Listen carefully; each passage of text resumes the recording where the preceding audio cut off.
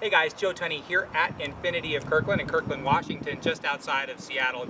Probably the single most common request we get, probably any Infiniti store in the country gets, is do you have any 03, 04, 05 G35 two-doors, we call them coupes, that are under $10,000? And probably 99% of the time we don't, because as an Infiniti dealer, whenever you're carrying something, an Infiniti particularly, you want to make sure that it's really nice and it's going to be trouble-free, and you got to put a lot of money into it. Well, the two doors, they go for a lot of money wholesale, and it's very difficult for us to take one in and then do the reconditioning that needs to be done to meet our standards and still make money and still be under $10,000. But if you can find the right one under $10,000, it can be one of the best purchases you've ever made. And yes, you're probably gonna have to make some sacrifices, maybe taller miles or weird story on the Carfax. But if you know what you're looking for, an inexpensive G35 coupe can be an absolutely electrifying, thrilling car that can be essentially a trouble-free car, or at least as trouble-free as a high-performance sports car in this price point is ever going to be. You just got to know what to look for. Now, for starters, I mentioned Carfax. That's a big sticking point with Infiniti as a brand. Most Infiniti dealers do not, in fact, report to Carfax. We are by far and away the biggest dealer in this region, and we do not report to Carfax. So it doesn't matter if the car has fabulous service records going back to day one, none of that will report to the Carfax. Also, if we've had to install new airbags because it's been in a major collision, that will never report to Carfax. So a lot of dealers like to prey on cars that are announced as frame damage at the auction, but the Carfax is clean. Therefore, they can sell it to you and kind of shrug their shoulders and say, hey, we thought it had a clean Carfax when we bought the car. We were relying on that information, when the truth is they knew all along that it was a bad car. The flip side to that is a car like this is mentioning structural damage on the Carfax that was announced at an auction somewhere at some point in its life. And so you say, well, I don't want a car with structural damage. I'm going to take a look at this particular car and I'm going to show you how you can determine if a car, regardless of the Carfax's yay or nay, how you can determine if a car is a good deal for you. A car like this, it's a 2005 G35 coupe, and you can tell it's a 2005 or newer by the 19-inch alloy wheels that are distinctive to the 2005 6 and 7 sports packages. And so when you get a sports package, you get the offset 19-inch wheels, and then also this has the aerodynamic package, which has the rear spoiler, and there's some other creature comforts that go with that. First thing I want you to look at, though, is the headlights. These headlights are all yellow and haze. And so it's easy to say, hey, this thing's got an accident on the Carfax, and look at these headlights, they look all gross. To be honest with you, this is about a $35 fix. If you have some elbow grease and some time on a Saturday, you can do it yourself. But we pay outside vendors to do this, and really it's actually cheap to make this look shiny and new. So don't worry about yellowed headlights, they all do it. And then I'm gonna pop the hood, and you're gonna hear something that's gonna sound very suspicious. You hear that sound over on the passenger side over there. What happens is a lot of times these hoods get out of alignment and they just need to be realigned. It's actually catching on the fender there. So when you open up the hood, you go, oh, you know what? See, it's been in an accident. It's got structural damage. The hood sounds crummy. You're missing what could potentially be a really nice car. This car is actually in really good condition. It just has high miles and a negative report on the Carfax. But the car itself is actually quite sound. If you want to know with your own eyes if a car's been in a car accident, it's always the same with every car. It's always shiny paint on the outside, it's always dull paint on the inside. The reason is you can approach it with two different paint concepts when you're at the manufacturing level of the car. Once the car is already built though, they just take the fender off and paint it and put it back on. Because of that, you'll have the same paint concept on the outside as you will on the inside, and it'll be shiny here, it'll also be shiny here. The shinier the interior of the engine compartment is, the worse that is, not the better that is. You want it nice and dull all the way to this edge, and you want it the same on both sides. Now keep in mind, cars are built by robots, so whatever's on one side of the car, it needs to look exactly that way on the other side of the car. If there's any deviation at all, you know that there's been work performed on the car. Now, if I look at the screws here, because there's no clear coat, there's very little paint on these screws. all cars are this way. Because of that, they scratch really easily. So if I turn these with a wrench, they'll be all chewed up on the outside all the way through here. Whenever you see that these are all chewed up, these screws right here, you know for sure the car's been in an accident. Also, you want to look at the screws that hold the hood to the bodywork. If these are all chewed up, then again, the hood's been replaced. So even though this car says it's got an accident on the Carfax, and even though this hood is catching and these headlights are yellow, believe it or not, this entire area has never been compromised by an accident. And we'll look and see where the accident was. We know it wasn't here. Now this car is a popular color combination. Some cars are colors are more popular than others. The whites and blacks and grays tend to be more popular. The blues and the reds tend to be less popular. And then also sports package cars for resale value tend to be the most popular. Options like navigation, although cool when the car is new, not that big of a deal. This car is almost a 10-year-old car, and so the technology is hopelessly out of date by this point. Anyway, now one thing I do want to look at is the tires. The tires are Kumos in the front, and then I see these wheels are a little chewed up. Wheels, again, I'm not going to get too concerned about these wheels. Any car that's older, especially with wheels that kind of protrude out like this, is going to have some scratches. If I'm just dying to have a car with no scratches on the wheel, it's about $125 to refinish the wheel, and it looks good as new. But those Kumos on the front are partnered up with Federal tires on the back, and Federal tires are like super bottom feeder. And the tires, because this is a rear-wheel drive car, and a high-performance rear-wheel drive car at that, are taking an inordinate amount of wear and tear. And so if I'm going to have the better of the two as far as price goes, tires, I want the more expensive tire on the back, not on the front. And so at least they're fairly new. I mean, I'll get some life span out of them, but these are really a cheesy brand of tire. If I look at the driver's seat here, now this one's all chewed up right here. They're all chewed up right there. Don't trip about that. Any interior repair guy can do one of two things. Either they can mask this with some vinyl and it'll actually look pretty nice. Some go the extra mile and then they'll take this entire panel off and then put a new panel on. This as a fix, probably about $60 or $70. Taking this panel off, probably about $100. My suggestion is spend about $200 and get somebody who knows what they're doing. And what they do is they take this panel off and they fill it with Brillo pads, and then it becomes stiff and just like brand new, and then it'll last forever and ever and you don't have to worry about it. I want to pop the trunk on this one too. Now, one thing I'm going to look for, because I'm already on alert because the car's an older car with 130-odd thousand miles, that I'm just certain some bad thing has happened to it in its life. But now that I know that it says on the Carfax that there's damage disclosure, well then I just want to find out where it is. But that same rule that I told you about in the front, where you're looking to see for the flat finish in here and the shiny finish out here, well, it actually is still the same. There's no repaint in this entire area. And then what I said is whatever one concept is on one side, it needs to be the same concept on the other side. And here's where I'm spotting a difference, is that this weld right here has a particular, almost like a long rectangular concept.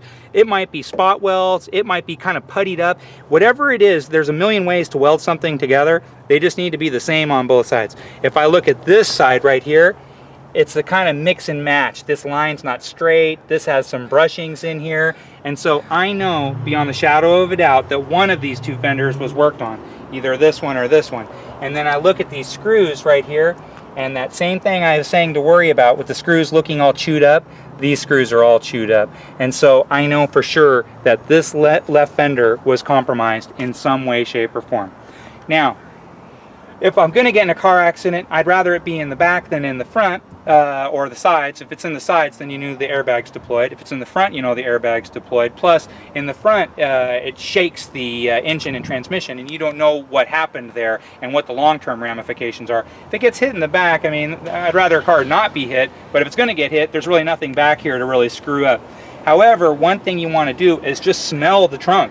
And the reason is there's a distinctive mold smell that'll never go away. If this is leaking, like this tail light was compromised in such a way that water just for years has been getting in here, it'll just smell horrible and you'll never get that smell out. So long as it smells fresh and normal, you're in pretty good shape. Also, I want to look and see that there's a spare tire, that there's tools, and that everything looks the way I'm expecting this car to look. And everything looks pretty decent. So whatever happened, yeah, it's been in an accident, but probably not the end of the world. The other thing is that whenever you get a sports package, it has this spoiler. You want to make sure, if at all possible, that the spoiler, if it was added after the fact, was added by an Infiniti dealer. The reason is everybody likes the look of spoilers, but there's a third brake light here and there's a third brake light here. When you add a spoiler after the fact, you have to reroute the wiring from this brake light to this brake light. And if somebody wants to do it, some weekend warrior in their garage, they always screw this up and it'll cause you all kinds of problems forever and ever. It's such a big deal on these G35 coupes that if somebody added a spoiler aftermarket and disconnected these wires and ran them through here, honestly, I wouldn't even buy the car. It's that big of a deal. I've seen too many customers have too many major problems, the result of this rewiring that they can just never seem to rectify, and it causes problems well above and beyond the lights and the brake lights and what have you. But this one was factory installed, so everything looks just fine. Passenger side, I'm going to see a couple of door dings here. Again, it's easy to beat an older car up, but if you're looking for something that's stylish and fast and fun and under 10 grand, again, you're going to make some compromises. A couple of door dings, really it's not that big of a deal. Let's take a look inside and turn this car on.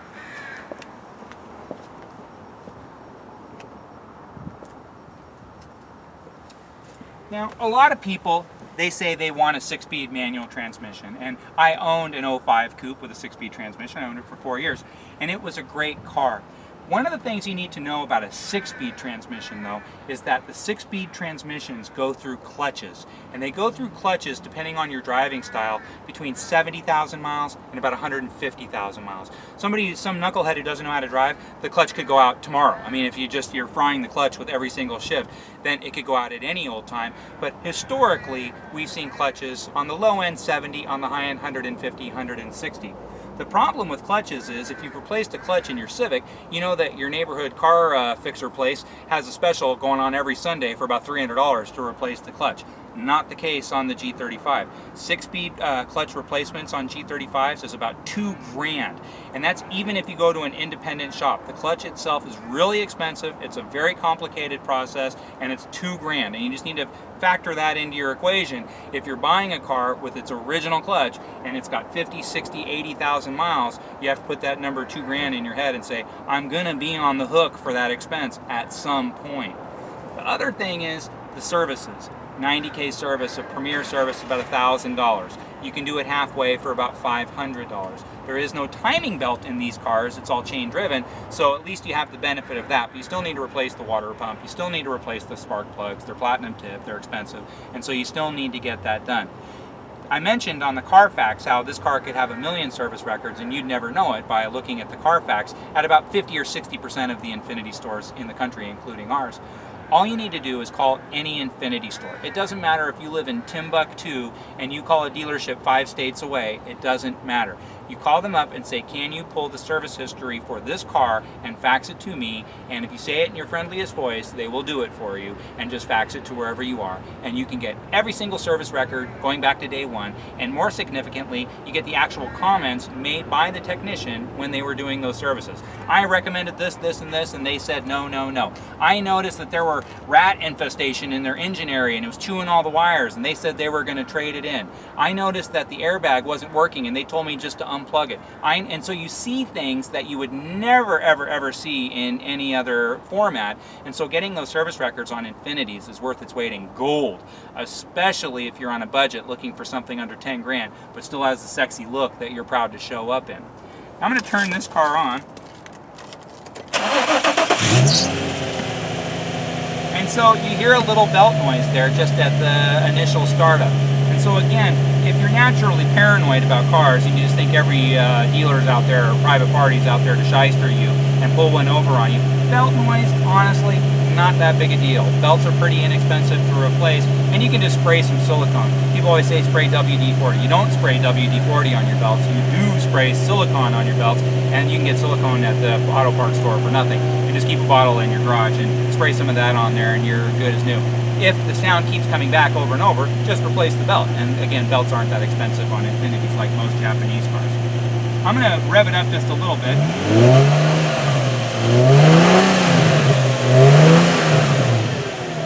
Now, of course, there's no substitute for actually driving a car, but just sitting here in the car, turning it on, starts up okay, sounds okay, there's no check engine light on. That's a big one that you need to be conscientious of, is the check engine light. People always say on Japanese cars, and most of the time they're right, is that it's just the gas cap or an O2 sensor or something like that. But if you're buying a car, especially if you're buying a car as is, there's something on the dashboard that says check the engine. You need to check the engine, and so you need to take it to a qualified mechanic who knows exactly what that code's all about. A lot of times somebody will say, oh, my buddy has one of those things that reads what the code is. Don't bring your buddy with the code that reads things. Take it to an actual Infiniti dealer and they will pull it for you and they will tell you exactly what's going on. The Infiniti dealer is not there to screw you over, even if you're buying a car private party. Service department is totally different from the sales department, any dealership in the world. They're there to have their own relationship with you, and they hope they win you over enough that you'll consider doing your oil changes and such at their dealership. So they'll take good care of you. Just, it's $129 to get a buyer's inspection on a car, smartest $129 you'll ever spend. But in lieu of that, if you don't want to spend the $129 and you just want to go for it, the other thing you want to do for sure is bring a bunch of CDs that you don't like and check the CD changer, because they're all bad. Every single one of them, they all need to be replaced from 03 until 07 in the coupe. And it's this Bose setup that they have, and it just eats CDs. I put about 20,000 miles on my car in 4 years, and I had to replace the CD changer 2 times. And so it eats the CDs. There's no getting the CDs out, and you actually have to send the unit back to the factory if it's under warranty. This car's not under warranty, so you have to send it to a repair shop. It's about $800, and a lot of the wiring and stuff, it's essential that this unit be stock. And so if you do decide to take the stereo out and put in like a Car Toys type of stereo, make sure their best guy's working on it and totally knows what's going on, because it's easy to mess up an Infiniti. All of a sudden your lights stop working inside, or all of a sudden one of your gauges stops working or something like that. It's easy to make a mistake putting in an aftermarket radio. Same with aftermarket alarms. I try and steer clear of anything with an aftermarket alarm unless I know for sure that it was installed by somebody who knows what they're doing, because again, you have a million electrical problems as a result of poorly installed aftermarket equipment. Alarms are kind of the worst offender. But again, this car is 136,000 miles with a bad Carfax. Is probably about a $9,000 car. Sport package with a wing, cool colors, actually has pretty decent service records. And it looks good, it drives nice. I mean, I've had a chance to drive this car. This is actually for somebody who wants to make a really intelligent buy. This car is worth 6 or 7 grand for 3 or 4 years. You could drive a cool car that's a fast car for a couple of grand over a few years. You gotta be kidding me. It's the smartest money you'll ever spend in a car. So long as you don't make a mistake and buy one that immediately needs a bunch of work. It's got bad brakes, bad tires, it just drives crummy, it's got a multitude of problems, they neglected every service, now you're on the hook for all that stuff. But if all that stuff's on point, again, for 9 grand, I don't care if it's got stupid Carfax, it's 9 grand. I don't care if it's got 136 clicks. If the car drives great, it drives great. If the price is right and the look is right and the performance is right, you've picked a winner. If you have any questions at all about any car that you found out there and you're just trying to find out if it's the right car for you, like I said, anybody will pull those service records for you, in fact, me included. Please don't hesitate to give me a call and let me know the VIN number of the car you're trying to track down some history to. I'll get it for you myself if that's what you want. My name's Joe Tunney. I'm the sales manager here at Infiniti of Kirkland for the past 10 years, and a very loyal Infiniti repeat customer, having owned 2 coupes myself.